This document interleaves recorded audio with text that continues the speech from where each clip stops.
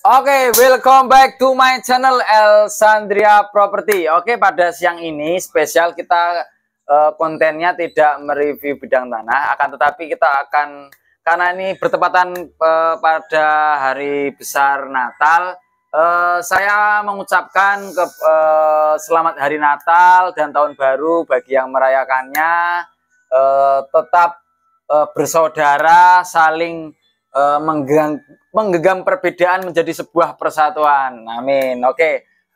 Kita bertemu dengan narasumber langsung, salah satu tim dari Elsandria Property, yaitu Mas Joko Bolot alias Sujiono. Karena spesial, dia itu memiliki nama-nama yang banyak sekali, teman-teman ya. Oke, langsung aja. Selamat sore Mas Sujiono atau alias Mas Bolot. Halo. Selamat sore. Selamat Mas sore. Oke. El. Ini adalah salah satu tim dari kita, namanya Mas Sujiono alias Mas Bolot atau alias Mas Joko, karena dia mempunyai beberapa nama yang membantu.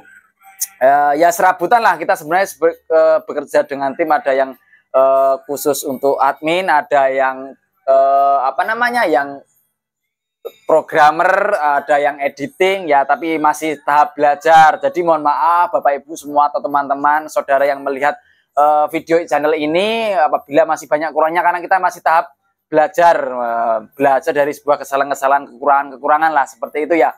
Iya. Pada kesempatan sore ini saya selaku admin dari Elsandria Property atas nama Mas El terkece badai, keren akan ngobrol-ngobrol sedikit tentang pengalaman Mas Joko alias Mas Sujianto ini dari awal sampai terjun di dunia properti itu seperti apa. Oke, perkenalkan dulu Mas. Perkenalan sudah ya. Oke, pertama-tama dulu itu dari tahun berapa mulainya, terus emang mempunyai niat dalam bisnis di properti ini atau memang diajak teman dulu atau gimana Mas Joko? Monggo. Nah, boleh diceritakan awal mulanya itu gimana Mas Bolot? Monggo. Sambil nyantai-nyantai rokok sama ngopi. Ya, awal mulanya itu pas ada COVID-19 itu loh Mas El. Terus saya kan takut, terus pulang ke kampung. Oh, dulu itu berarti bekerjanya di Jogja ya? Iya. Bekerjanya di kota Jogja. Kalau kita kan asalnya dari Gunung Kidul, asli Gunung Kidul. Beliau itu mempunyai bisnis angkringan di Jogja lah. Jadi setelah ada awal meledaknya COVID, dia takut. Nah, dia tatonan yang wedi karo COVID.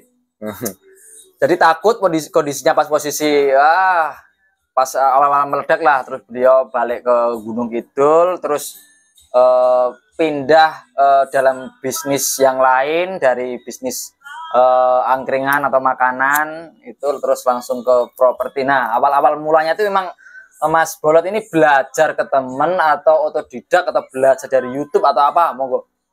Ya, bisa nih. Pokoknya dari Jogja itu terus cari bonsai, itu bahan bonsai, terus bahan bonsai setelah itu saya jual.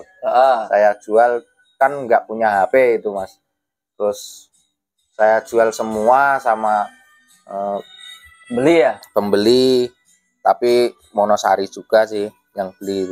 Terus buat beli HP, setelah udah dapat HP terus ikut teman di properti itu. Oh gitu. Jadi gini, jadi pas awal dari Jogja dia belum punya HP. Terus balik posisinya balik ke rumah tuh, kampung Gunung Kidul. Nah, dia iseng-iseng cari bonsai. Saya juga termasuk pembelinya. Sekarang bonsai ini masih ada itu di rumah ya. Belinya, terus dia menjual beberapa bonsai yang masih bibit ya, bibit atau apa Mas? Calon ya? Iya. Masih bahan mentah, belum jadi bonsai bagus. Dibeli sama tetangga, terus distributor untuk jadi bahan bonsai yang bagus. Nah, dari situ, dari hasil penjualan dia dapat HP. Nah, dari dapat HP itu dia mulai mungkin cari referensi dari YouTube, dari temen, dari relasi yang pasti untuk memulai bisnis itu. Nah, betul seperti itu Mas ya? Iya, betul sekali. Nah, setelah dari mulai Mas Bolot ini terjun di dunia properti, mungkin ada beberapa selang waktu sampai mungkin satu pembeli bayar itu deal membeli tanah mungkin di daerah Gunung Kidul mana? Monggo. Ya membeli tanah itu kan karena ada kampus UNY itu, jadi kebanyakan orang invest ya di Gunung Kidul. Dulu emang nggak banyak sih orang invest di Gunung Kidul, tapi sekarang udah banyak invest di Gunung Kidul. Saya tertarik ikut properti itu, ikut teman, terus diajarin sama teman cara ngelosing tamu, terus cara posting biar tamu bisa kesini. Itu ya kadang kalau dulu sih cepet laku, kalau kalau akhir-akhir ini agak nih Mas ya. Iya. Ya, jadi perjuangan Mas Bolot ini memang saya kira patut diacungi jempol sih. Dalam arti dalam kondisi mungkin ekonomi baru sulit, tapi dia berpikir bagaimana untuk tetap bertahan hidup dengan dalam arti bertahan hidup gimana caranya kita, apalagi laki-laki itu sebagai tulang punggung keluarga nantinya ke depannya apabila Mas Bolot udah menikah. Tapi ini umur berapa Mas? Perlu nikah ini. Perlu nikah ini. Umur Bapak Ibu Saudara yang masih jomblo-jomblo bisa sama Mas Bolot. 29 tahun. 29 tahun ya, 29 masih jomblo. Kalau saya sudah punya anak, Bos. Oke. Jadi perjuangannya sangat hebat, saya acungi jempol. Maka itu sebenarnya kita tuh belajar kehidupan itu tidak harus di sekolah, enggak. Banyak kita belajar itu dalam mungkin dari teman, dari pengalaman hidup, dari susah-susahnya orang, kita banyak belajar. Tidak ada hasil yang mengkhianati usaha. Tidak ada usaha yang mengkhianati hasil, seperti itulah. Bagaimanapun sulit, kalau kita mau berusaha sekecil apapun, kalau kita tetap mensyukuri nikmat dari Tuhan, insya Allah itu pasti ada jalan, seperti itu. Sampai sekarang Mas Bolot ini, alhamdulillah ya, sedikit banyaknya sudah bisa bantu keluarga, bisa yang mungkin dulunya dianggap enteng lah, tapi kalau saya pribadi lihat Mas Joko ini punya potensi-potensi hebat. Jadi tidak serta-merta karena Mas Bolot ini hanya dulunya kerjanya hanya serabutan, tapi alhamdulillah kalau menurut saya dia salah satu pemuda yang mempunyai value tinggi lah. Maka dari itu yang masih jomblo ini, yang masih jomblo boleh kenalan sama Mas Bolot. Langsung nomor kontak di nomor WhatsApp. Nah, nanti saya kenalkan ini bos besar. Kalau saya cuma admin ya. Dari pas awal meledak COVID, terus Mas Bolot mencoba-coba untuk bergerak di bidang properti, khususnya belajar dari teman, posting, bagaimana caranya sampai closing sama calon buyer itu seperti apa. Beliau banyak belajar. Maka itu saya juga banyak belajar dari Mas Bolot. Saya juga di bidang properti ini termasuk baru lah. Maka itu dari itu saya juga banyak belajar dari pengalaman, dari dulunya Mas Joko ini seperti apa. Saya belajar prosesnya. Oke, seperti itu ya. Sampai berarti dari awal 2019 ya Mas ya? Iya. Dari awal 2019 sampai 2022 seperti itu. Ya pengalamannya inspiratif sih buat anak-anak muda. Karena kalau kita lihat ya sekarang itu, apalagi yang meledak di kampung-kampung ini adalah bahayanya itu slot. Nah dia ini salah satu bisa, kalau kita ya slot judi online itu sebenarnya sangat membahayakan ya teman-teman ya. Maka saya himbau. Saya ngeslot Mas. Wow, Mas. Segak. Makanya itu slot itu bahaya. Lah daripada kita main slot HP yang tidak main HP yang sekiranya tidak penting, tidak bisa menghasilkan, itu mendingan kita memfungsikan HP sebagaimana mesti, apalagi dengan kita memiliki kemampuan lebih dari teman-teman kita, kita bisnis iseng-iseng aja. Jadi intinya Mas Bolot ini sebenarnya dari iseng-iseng aja, sekarang malah jadi salah satu sumber kehidupan. Nah seperti itu ya. Mana Mas? Pengalaman-pengalaman lain, nah selama terjun di bisnis properti ini, ya hal-hal pahit lah, mungkin apa selama Mas Bro dari awal pandemi 2019 sampai 2022, contoh-contoh boleh dikasih ya. Kita santai aja Mas Bolot ya. Ya hal-hal pahitnya ya, misalnya antar pembeli gitu, terus misalnya pembelinya ada yang bilang cocok lah, cocok, terus ketemu sama pemilik, kadang ada yang setelah udah jadi untuk harga pulang, setelah pulang ngabarin nggak cocok gitulah. Yang sih bikin kita jadi nek wong Jawa ngarani ini gelo bahasa Indonesianya apa ya Mas? Getun lah, seperti itulah ya.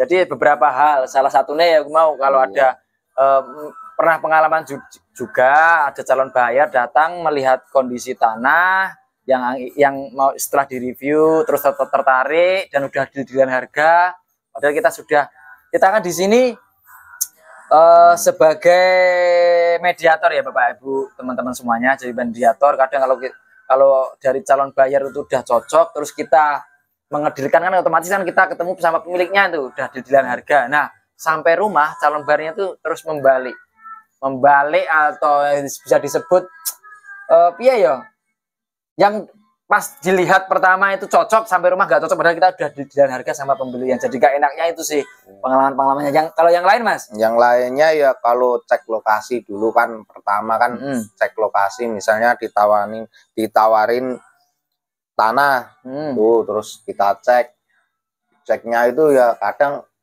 rumput liarnya banyak, terus kita harus tahu mana batas-batasnya itu. Itu kan itu bisa kalau di perbukitan nih Mas ya, kadang bukit curam juga sih. Gitu.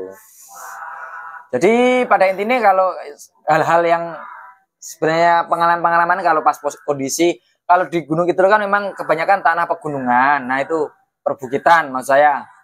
Apalagi kalau nggak dirawat otomatis kan itu tanaman-tanaman liar kan banyak, kita harus lebih detail lagi mencari batas-batas patok. Masa ya kita jual milik orang lain kan nggak mungkin, salah satunya kendalanya seperti itu. Tapi sampai di sini ya kita yang namanya kerja tim ya, kita mungkin ada dari tim editor, tim yang buat video, tetap terus bagian advertisingnya, manajemen advertising, iklan-iklan kita ada tim. Maka dari itu ya sedikit banyaknya kita beban-bebannya dibagi rata semua lah. Maka itu dari itu doakan bisnis kita berkembang, terus kita punya relasi yang lebih banyak, bisa membantu Bapak Ibu Saudara dimanapun kalian berada. Seperti itu ya. Iya. Mungkin itu aja Mas. Iya. Itu aja Mas. Nggak ada yang mau diberi lagi? Pengalaman lain ada gak? Pengalaman lain ya kalau ke Gunung Kidul itu jangan bilang jelek lah, kalau kesini jangan bilang tanah Gunung Kidul setelah kesini setelah dicek ini bukitnya banyak batunya, kan udah takdirnya kayak gitu Mas. Takdir, oke.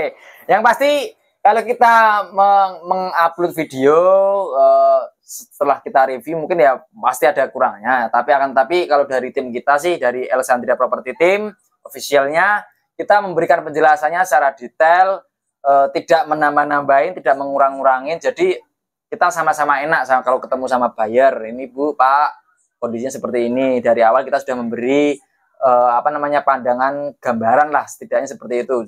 Karena kalau saya lihat, bukannya saya menjelek-menjelekan ya, ada beberapa mediator yang kalau mereview kondisi tanah itu ada yang ditambah-tambahin, ada kayak menjanjikan sesuatu hal yang belum pasti seperti itu ya. Tapi kalau kita insya Allah murni, clear dari awal biar sama-sama enak seperti itu. Mungkin itu aja sedikit podcast obrolan santai kita, podcast barbar, karena kita di hari Minggu di tanggal merah hari Natal ini kita santai di rumah dulu lah, oke ya. Mungkin itu aja Mas Joko, terima kasih atas waktunya. Sama-sama dan kesempatan kita berjuang kembali. Semoga besok di hari Senin kita lebih semangat lagi. Pokoknya kita bekerja lebih keras, lebih semangat, jangan pantang menyerah. Menyerah itu hanya untuk orang lemah. Nah, peluang itu didapatkan bagi mereka yang mau mengambil sebuah resiko. Seperti itu, keren, mantap. Dari saya Mas El pamit undur diri dulu. Di lain kesempatan kita akan bertemu kembali di channel properti kesayangan kita, di mana lagi kalau bukan di Elsandria Property. Bye, see you.